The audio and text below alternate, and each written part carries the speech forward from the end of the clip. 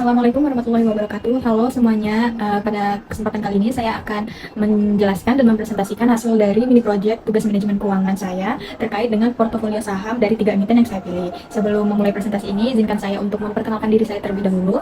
Perkenalkan, sebelumnya nama saya Yuliati Fazrika, saya merupakan mahasiswa manajemen bisnis program studi akuntansi manajerial kelas B pagi. Baiklah, emiten pertama yang akan saya coba jelaskan kepada teman-teman semuanya. Emiten ini bernama PT Mizuho Leasing Indonesia atau dengan kode saham VRNA. Jadi PT Mizuho Leasing Indonesia sendiri adalah perusahaan yang bergerak di bidang pembiayaan leasing, yang dimana perusahaan ini berada di sektor keuangan. Perusahaan ini memberikan jaminan atau pinjaman kepada penyediaan solusi pembiayaan dari berbagai jenis aset, contohnya seperti kendaraan, peralatan mesin, dan juga pembiayaan lainnya. Selanjutnya yang menjadi pilihan saya untuk saya investasikan dalam tugas mini project ini yaitu PT Modern Land Realty Tbk, atau kode perusahaannya sendiri dari saham Bursa Efek yaitu MDLN. Jadi PT Modern Land Realty Tbk ini sendiri merupakan sebuah perusahaan penyedia layanan properti yang terkemuka juga di Indonesia. Perusahaan ini sendiri lebih fokus pada penjualan aset, contohnya seperti penjualan perumahan, penjualan apartemen, dan juga mereka juga menyediakan layanan penyedia lapangan golf serta klub country. Kemudian emiten terakhir ataupun emiten ketiga yang saya pilih sebagai emiten dalam investasi saya di project ini yaitu PT Natura City Development atau perusahaan dengan kode saham City di Bursa Efek. Jadi perusahaan ini sendiri sama dengan perusahaan sebelumnya yaitu bergerak di bidang properti.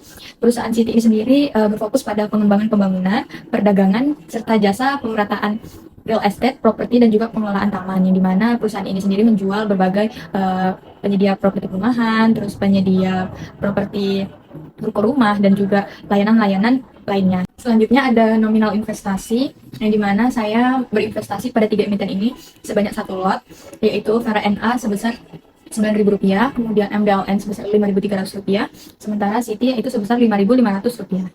Tujuan utama dari dilakukan presentasi ini yaitu untuk menyampaikan bagaimana kinerja fundamental dan teknikal dari 3 emiten yang udah saya investasikan untuk menjadi gambaran teman-teman sekalian bagaimana kinerja dari ketiga emiten ini. Seperti yang kita ketahui bahwasannya analisis komparatif merupakan suatu analisis untuk menilai dan membandingkan antara elemen satu dengan elemen lainnya yang berada di dalam laporan keuangan.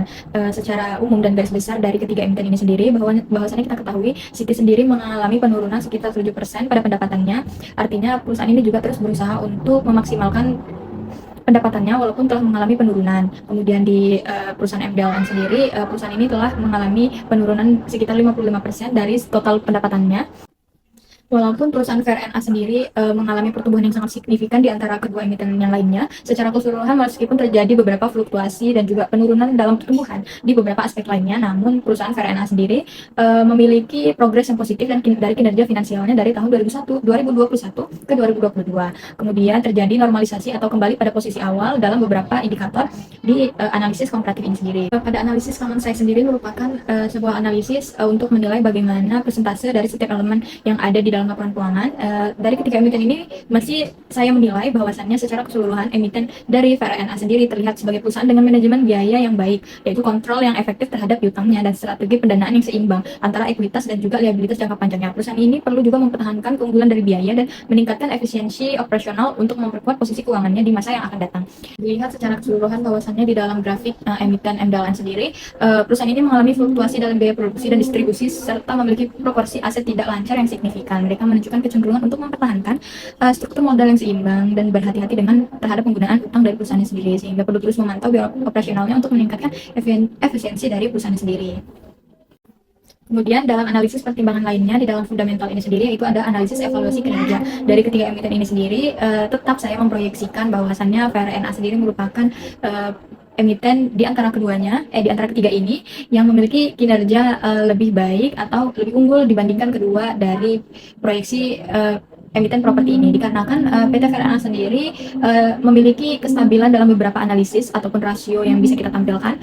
VRNA sendiri menduduki titik tengah ataupun titik imbang yang mengindikasikan bahwasannya dalam penilaian dari berbagai aspek keuangan, VRNA sendiri ditempatkan di tengah-tengah di antara keduanya. Kemudian dari saham MDLN sendiri yaitu merupakan perusahaan yang lebih sulit untuk mendalikan utangnya karena perusahaan ini sendiri cukup besar dalam memproyeksikan utangnya. Perusahaan ini mengartikan juga cukup sulit untuk menghasilkan profit sesuai dengan kemampuannya, sesuai dengan harapan yang diharapkan. Kemudian dari emiten Natura City ataupun City sendiri, yaitu dilihat dari kemampuan perusahaan untuk menghasilkan keuntungannya relatif terhadap ekuitas yang diinvestasikan, serta tingkat kepercayaan dan minat investor dalam membayar premi di perusahaan ini cukup tinggi. Selanjutnya, kita sudah membahas mengenai analisis fundamental. Sekarang kita akan mencoba mengulik bagaimana analisis dari teknikal ketiga emiten ini. Yang pertama yaitu ada analisis tren. Seperti yang kita ketahui bahwasanya analisis tren merupakan suatu gambaran untuk kita melihat bagaimana proyeksi ke depannya terhadap suatu perusahaan atau emiten. Dari ketiga emiten ini, yang pertama akan mencoba saya jelaskan yaitu secara keseluruhan dari grafik yang sudah ditampilkan VRNA sendiri, emiten ini mengalami tantangan dalam mengendalikan biaya produksinya. Contohnya dalam fluktuasi HPP yang sangat signifikan dari tahun ke tahunnya. Kemudian dengan analisis tren ini juga bahwa kita dapat sampaikan VRNA sendiri perlu mengembangkan strategi yang lebih stabil untuk mengendalikan biaya, peningkatan pendapatan, serta manajemen aset untuk struktur keuangan yang lebih efektif dalam mengatasi tantangan di masa depan. Kemudian untuk dua emiten yang terakhir yaitu ada MDLN dan Citi sendiri, yaitu bahwasannya kita memproyeksikan perusahaan ini untuk lebih aktif dan untuk lebih berhati-hati dalam meningkatkan pendapatannya dalam menghadapi fluktuasi-fluktuasi yang terjadi di beberapa postal-postal seperti pendapatannya, terus HPP-nya, kemudian utang-utang dan juga profitabilitas dan dari ekuitas dan juga liabilitas dari perusahaannya, karena dapat dilihat sangat signifikan di antara dua emiten properti ini. Selanjutnya yaitu ada analisis teknikal dalam segi analisis rasio. Kita ketahui bahwasannya sejauh ini analisis rasio merupakan sebuah analisis untuk membandingkan pos satu dengan pos lainnya di antara elemen-elemen yang terdapat di dalam laporan keuangan.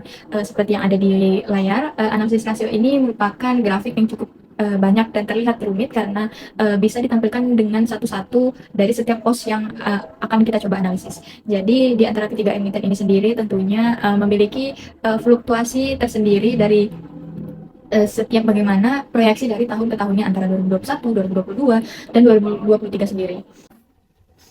Pada analisis teknikal yang terakhir yaitu ada elemen analisis resiko dari ketiga emiten ini sendiri, bahwasannya kita bisa memproyeksikan bagaimana resiko kemungkinan akan terjadi pada ketiga emiten ini berdasarkan beberapa analisis-analisis yang sudah kita lakukan sebelumnya, yaitu analisis fundamental, analisis common size, rasio, dan sebagainya. Dari PT Mizuho Leasing Indonesia Tbk, perusahaan ini perlu memiliki tingkat strategi yang lebih baik dalam manajemen resikonya untuk menjadikan perusahaannya ini lebih komprehensif dan responsif untuk menjaga stabilitas operasional dan keuangan di tengah ketidakpastian ekonomi dan pasar yang berubah-ubah. Kemudian dari laba bersih yang tidak memenuhi target, kemudian resiko kredit yang rendah, serta kondisi pasar dan regulasi dari persaingan yang semakin berkembang pesat di dunia produk leasing. Kemudian di produk properti yaitu ada perusahaan Modern Land Realty Tbk sendiri, MDLN sendiri perlu mengambil langkah-langkah yang proaktif dan juga mengelola resiko untuk memastikan stabilitas keuangannya dalam jangka panjang ataupun kemampuan dari perusahaannya ini untuk bertahan lebih baik di tengah tantangan yang cukup besar dan dinamis di antara bisnis properti lainnya seluruh Indonesia maupun dunia, seperti yang dialami oleh MDLN sendiri, yaitu penurunan rugi, laba ruginya, pendapatan, kemudian pendapatannya yang terus tidak seimbang, kemudian kenaikan dari suku bunga dan keberlanjutan serta fluktuasi ekonomi yang akan terjadi beberapa tahun ke depan. Kemudian yang terakhir yaitu ada PT Natura City Development atau kita biasa sebut dengan City. Analisis risiko yang bisa kita ambil dari beberapa laporan-laporan serta rasio dan analisis lainnya yang sudah kita lakukan, yaitu perusahaan ini sendiri memiliki rasio kinerja keuangan yang memberikan pandangan lebih holistik dibandingkan kekuatan dan potensi tantangan yang dihadapi oleh perusahaan sendiri dalam mencapai pertumbuhan ekonominya juga, dan menjaga stabilitas dalam jangka yang panjang ataupun kemungkinan akan terjadi berdasarkan dari hasil pengamatan, yaitu terjadinya volatilitas pendapatan serta perubahan laba sebelum pajak, kemudian laba bersihnya, kemudian rugi kuartalnya, serta faktor internal dan manajemen lainnya yang mungkin akan timbul dikarenakan ketidakstabilan posisi keuangan yang mungkin dialami oleh perusahaan ini. Jadi tetap untuk terus menjaga dan mengupayakan untuk lebih produktif sehingga meningkatkan kinerja keuangan dari perusahaan ini.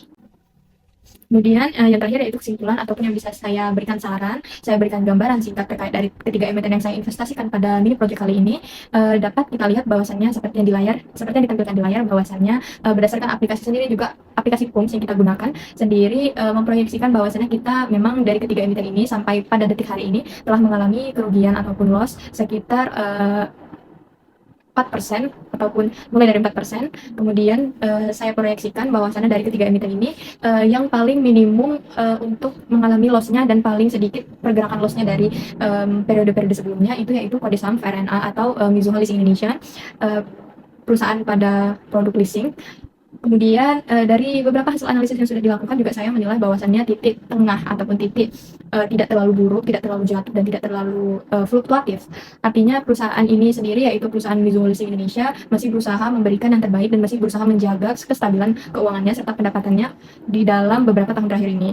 Meskipun ketiga emiten tersebut mengalami kerugian ataupun loss sampai pada tanggal hari ini, saham kode VRNA menunjukkan penurunan yang terbatas. Artinya dia menunjukkan hanya sekitar turun 4%. Kemudian VRNA juga relatif stabil dalam menghadapi kondisi pasar secara keseluruhan. Meskipun semua saham yang saya investasikan pada proyek ini mengalami kerugian, tapi perusahaan VRNA sendiri juga mempertahankan atau memperoleh harapan pemulihan lebih cepat dibandingkan potensi pertumbuhan di kedua emiten lainnya. Jadi saya sebagai investor juga merasa tidak begitu rugi di antara perkembangan pasar yang kita memang berusaha bangkit dari pandemi yang telah terjadi. Mungkin untuk beberapa laporan keuangan yang mengalami penurunan dan fluktuasi yang relatif kemungkinan memang sering terjadi di beberapa perusahaan yang tidak juga bisa kita simpulkan bahwasannya hari ini dia loss, mungkin dia akan loss terus ataupun mengalami kerugian terus. Tapi kita bisa melihat adanya beberapa keunggulan yang mungkin akan terjadi dan kemungkinan harapannya ke depannya akan terus bertambah, akan terus meningkat dari tahun-tahun sebelumnya, yaitu dengan minimnya beberapa risiko dan beberapa penilaian yang mungkin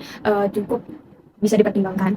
Jadi sebagai investor, calon investor, untuk teman-teman sekalian mungkin setiap orang memiliki pandangan dan juga penilaiannya sendiri terhadap suatu hal yang akan dilakukannya. Jadi saran dari saya sebelum melakukan investasi kepada emiten manapun, kita perlunya untuk menilai, melihat dan juga merasakan bagaimana pergerakan dari beberapa saham yang akan kita investasikan. Kemungkinan saham dengan harga yang relatif rendah ini juga memiliki resiko yang cukup lumayan dibandingkan dengan perusahaan-perusahaan yang memiliki grade atas dengan harga saham yang lumayan.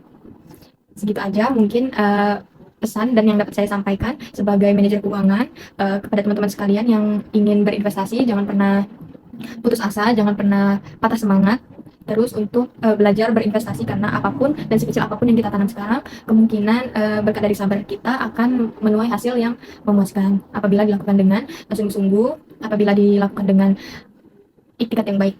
Insya Allah akan memberikan hasil yang baik juga buat kita. Wabillahi taufiq wal hidayah. Wassalamualaikum warahmatullahi wabarakatuh.